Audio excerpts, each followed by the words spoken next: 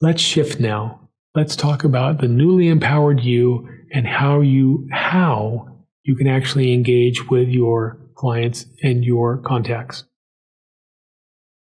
What do I talk about? It's funny, from lawyers who are so smart, type A personalities, they usually can just talk circles around the average person, and yet when it comes time for outreach, well, we just reviewed a whole bunch of stuff that you could talk about. But let's get a little bit more specific here. We saw some of this stuff. This is the how and the why and the what you can do when you're thinking about outreach.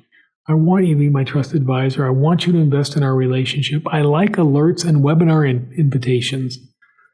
You know, if you're in a medium or larger size firm and you do IP work, okay, I do IP work for, let's just make up a company, Raytheon. Well, Raytheon has employees, they have facilities, they have international tax issues, they have all kinds of legal needs. And you see a newsletter come out in your firm about,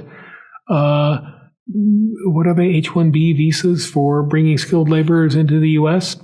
Hey, we just did a great newsletter on that, and that was done by our employment people. Let me forward that. So here's part of your outreach based on information that's going to be useful and valuable to them. Or our tax people are putting on a year-end tax webinar for changes in Nevada tax law for the coming year. Wow, every client has tax issues, so let me use that in outreach. It might not be what I do, but talk about adding value to the relationship. So here are some of the ways that you can do that. Remember, they want more communication from you. They want to brainstorm. They want to know about these issues here. If you can address those, and after this session and after working through the takeaways, you will be addressing these, you're going to be so far ahead of your peers. You're going to be doing this so much better than other lawyers are. You're going to see an increase in clients, better clients, referrals, and the money that you're going to make just by going through this module here. 14 outreach ideas. If you're wondering, what do I talk about? What do I do? And this is in the takeaways. So it's really, you'll have it right in front of you. And pause here and read through these if you want, because I'm not going to read through each one of them. But man, when I put this in front of people, attorneys, they're like, oh, I can do that one, I can do that one. We get about 6 or 7 of them, and we say, great.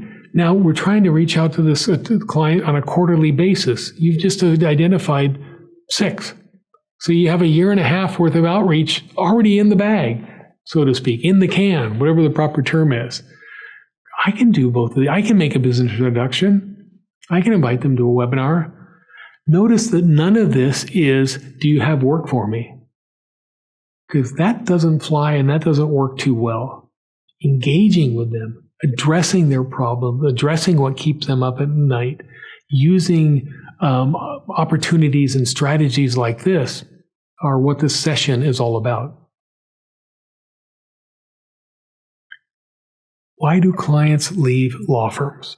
Or how do clients leave law firms? Let me talk about cross-selling for just a moment. And we've touched on it before with the employment issue, the environmental issue, and that's not work that you do, but you help your client solve those problems. Redwood Analytics came out with this a while ago about how clients leave law firms.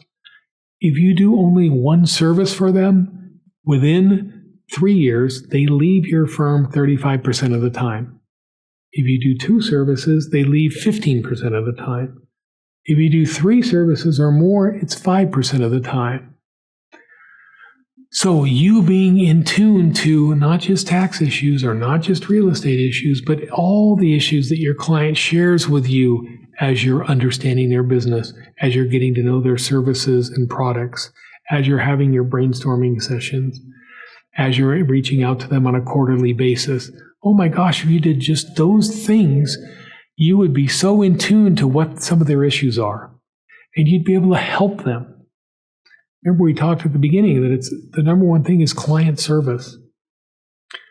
I'll share with you that kind of like the RFP thing, clients are slowing down or want to slow down on the huge number of firms that they deal with. We want to deal with fewer firms that handle more work for us. It makes it easier for us. We know who we're dealing with. That consolidation, you remember that term because 15 years ago it was all about consolidation. Changed a little bit, but I think now we're back in that mode. So what are opportunities for you? Hey, even if you're a solo, I know somebody really good that does that type of work, so I can help my client out. Or if you're a medium or larger size firm, we have people that do that. Man, we'd like to do 2, 3, 4 different services for this client. Some of the pushback I get with attorneys, and we do this in the cross-selling session, so I won't spend too much time here, but there's a knee-jerk negative reaction to this issue. I don't want to introduce somebody new to my client. What if they mess it up? What if I'm not in control anymore? What if they leave our firm and take them with them? There are a lot of natural barriers to cross-selling. We'll work on some ways to look past that, to get past that.